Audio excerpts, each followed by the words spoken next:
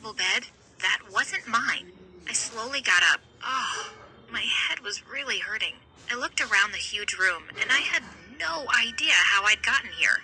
My eyes grew wide as I looked up at the walls, flecked with gold, and the heavy velvet curtains. One whole wall was taken up with a huge flat-screen TV. Where was I? All of a sudden, this old couple I'd never seen before came into the room, smiling at me. Who are you? Where are my parents? The woman said, "Don't be silly, Jihan. We are your parents." And she kept smiling at me like a lunatic. "What are you talking about? My name is Lisa, and I can't remember who my parents are, but I know that you aren't them." The old man started laughing. "Oh, what an imagination. Your name is Jihan Kanan. You're our daughter, and you live here in this house with us." I lay back on the crazy soft pillows. I was so confused, and my heart was pounding. I looked for my phone, but it wasn't in my pocket. Just then, this old white-haired doctor came into the room. "You must rest, Miss Kanan. You took quite a hit on the head when you fell off your horse." Horse? I'd never sat on one in my life. Just as I lay back to fall asleep again, I saw the doctor winking at the old couple before he left the room. Something strange was going on here, but I was too tired to work it out at that moment. Hi, I'm Lisa from Turkey, and this is the crazy story of how losing my memory made me a wealthy billionaire. But before I continue, please click like and subscribe. The next morning, I left the bedroom and went down the grand staircase to the breakfast room. The house was like a palace. There was a maid in the room, and she actually curtsied and said, "Good morning, Miss Kanan." I started to wish that this was actually my life. I figured I might as well eat before I left, so I sat down to have some salmon and poached eggs with some freshly squeezed orange juice. If I had a breakfast fit for a princess every day, I think I would remember it. Once I was full, I started to walk towards the huge front door. I had to get out of this house of weirdness and figure out what had happened to me. Just then, a young guy came to me and said, "Hey, Jihan, where are you going?" This guy was so gorgeous. I basically swooned. He was smiling at me, and for a second, I almost thought about staying. But then I remembered that I wasn't Jihan, so I pushed him out of the way and went out the front door. The garden was the size of a football field. I started to run towards the massive gates at the end of the drive, still wearing the silk pajamas I'd woken up in. I could hear that boy shouting behind me, "Come back, Jihan!" But I kept running. Just then, I heard the roar of an engine. My dad was coming down the driveway towards me. "Please, Jihan, come back inside. You're not well." I had no choice. I walked back to the house and pushed the door open. With its solid gold door handle, the woman said, "You've taken quite a bump to the head, Jihan, so it's normal that your memory will be affected. I'm your mother, Mrs. Kanan, and this is your father, Mr. Kanan." He smiled. "This is our home, and yours too. As you can see, we are quite comfortable." That obviously meant that they were billionaires. Maybe this wasn't the worst thing to have happened to me. The hot boy said, "And I'm Oliver. I'm your cousin, just visiting from Switzerland. I'm going to help you until your memory comes back, okay?" He smiled, and I melted. They all seemed really nice, actually, even if they were weird. I mean, who cares? They were rich, and I didn't even know where else to go. Over the next few weeks, I slowly began to accept my new life. My name was Jihan, and I was now one of the elite. I was driven to school in a fancy limousine with 2 personal bodyguards. Turns out, Jihan was really popular at her school. The boys would fight over getting me food at lunch and asking me out on dates. The girls obviously saw me as the leader of the pack and were always getting me gifts. I loved all my teachers here and was acing all my exams. I even went abroad for an international math competition and brought the trophy home.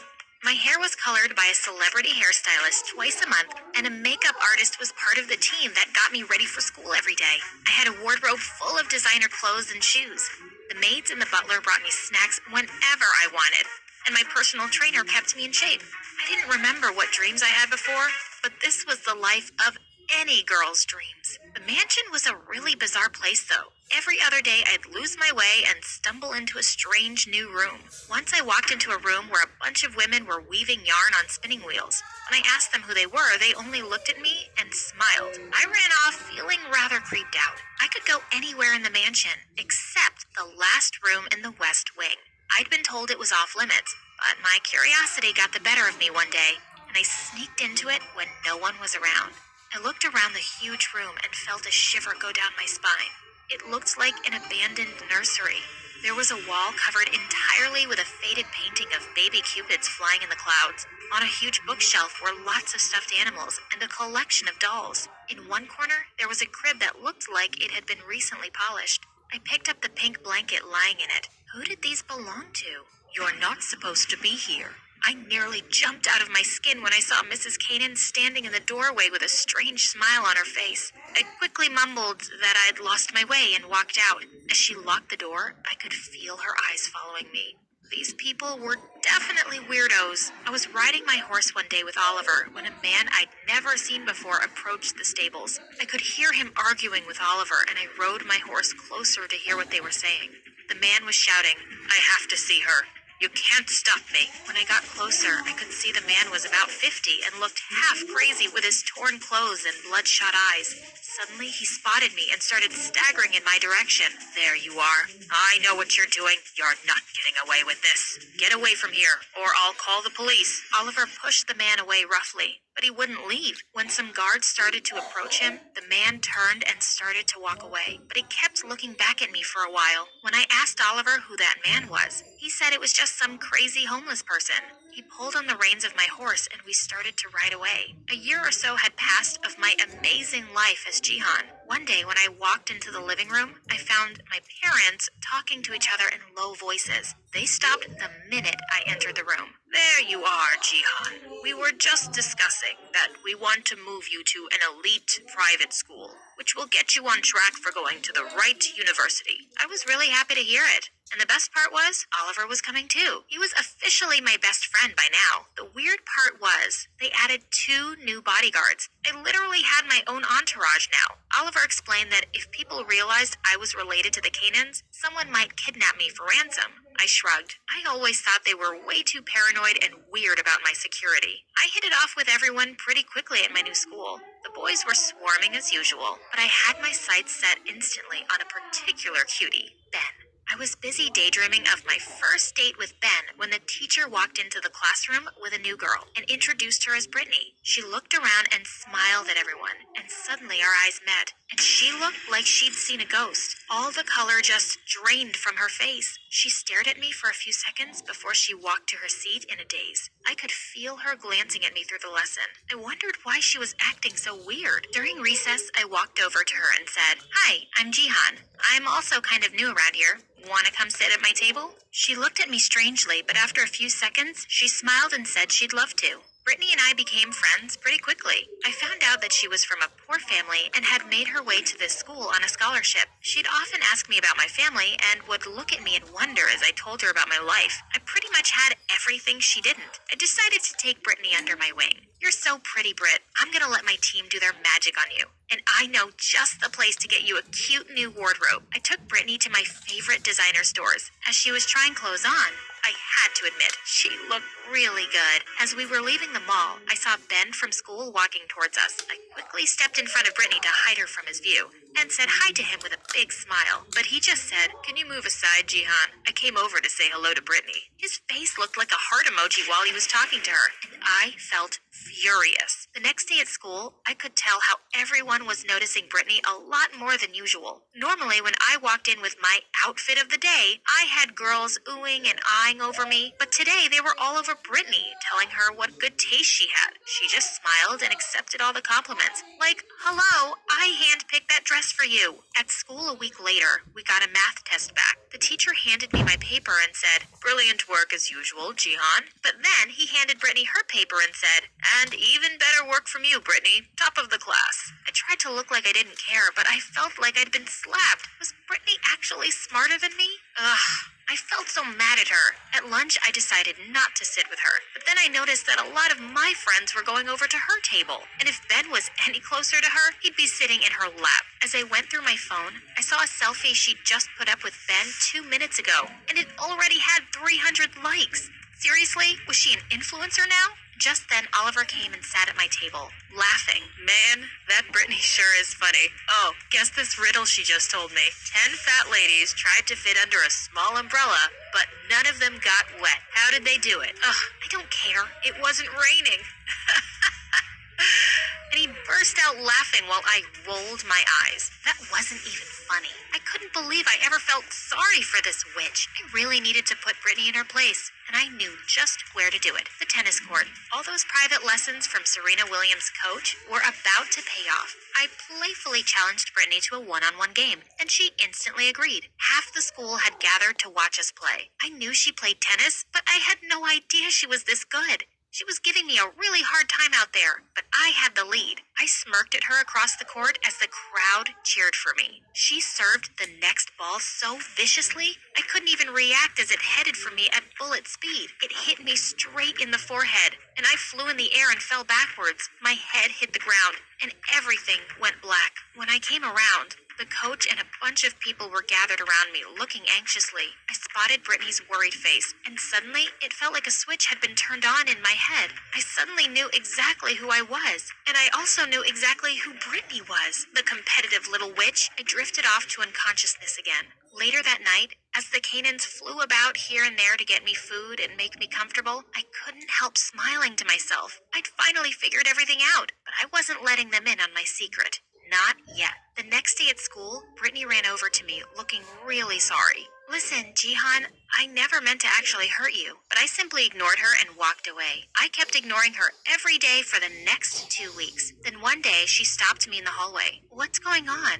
Listen, you creep, I know you, and I know what you're doing. You got your memory back? Yeah, and there's no way I'm coming to live with you and your crazy family. I'm staying with the wealthy old couple. Listen, I know the Canaans have many connections, but you know I have a way to ruin you and them, and there's nothing you can do about it. What do you want? I want to live with the Canaans. You need to convince them to keep me. I swear, Lisa, you'll regret it if you don't. A few days later, Brittany moved in. It wasn't hard to convince my parents. They agreed immediately. The Canaans gave her the bedroom next to mine. I was so angry to have her with us. After putting up with her snooty behavior both at school and home for the next few weeks, I'd had enough. I wasn't going to let her hold anything over me, even if it might cost me my perfect life. I went to see my biological mother to tell her everything the Canaans have been doing. The house was old and dirty, even worse than what I remembered. The door was already opened, and I entered to see my mom asleep on the couch. Mom, it's Lisa, your daughter. Half asleep, Mom mumbled, Yeah, what do you want? Mom, I'm back. Mom got up lazily and looked at me like nothing had happened. You're not supposed to be here. I sent your sister to you. Enjoy her company. Now leave and shut the door behind you. I was super shocked. She gave me away? What was going on? I decided to ask the Canaans about all this. When I reached home, I found everyone celebrating Brittany's birthday. They were having the biggest party ever, and all the important and wealthy people were there. They didn't even think about letting me know. I spotted Brittany, and she was all over Oliver. She was hugging him and touching his face. I took her aside furiously. Stay away from him. He's mine. Oh yeah? What are you going to do about it? Listen, I don't know what you and Mom are up to. I went to our old house and she kicked me out. Oh yeah, she gave you away to the Canaans when you lost your memory. Dad left and she was poor. She had to give away her least favorite child, and that's you. I yelled at everyone to stop this stupid party. The Canaans looked terrified and asked everyone to leave. When the guests were leaving, I heard a familiar voice. As the crowd parted, I saw Mom. Oh, I invited her. Mom entered, glaring furiously at the Canaans. Where's my money, you thieves? Let's just discuss this privately. I don't give you my daughters for free. It's not my fault that you can't have children. You want children? You pay to have them. Okay, so Mom gave me a way to get money from them? Mom, it's okay that they're late to pay this month. I spent a lot of their money recently. Be a little patient, Mom. A monthly payment? What on earth is going on? Suddenly we heard a loud noise, and a huge old man entered the room with our bodyguards trying to stop him. He smelled so bad, and then I saw his face. It was the man who had come years ago when Oliver and I were riding our horses. I remember exactly who he was now. He was my dad. Mom looked shocked and furious to see him. What on earth are you doing here? Dad glared at her. Oh, you thought I wouldn't find out what you've been up to? If you're making money off our daughters, I want my share. Mrs. Kanan turned to me with tears in her eyes. Can't you see how crazy your parents are? We're sorry we lied to you, but we really love you and we can give you everything you truly deserve. Looking at my own parents and then at the Kanans, I made a decision. I want you to legally adopt me and Brittany. These people don't deserve to have us, and you don't have to pay them another lira ever again. Brittany looked ecstatic, and the Kanans hugged us both in delight as the guards carried away our screaming parents. Brittany and I improved our relationship and became closer. We both graduated from the best colleges in the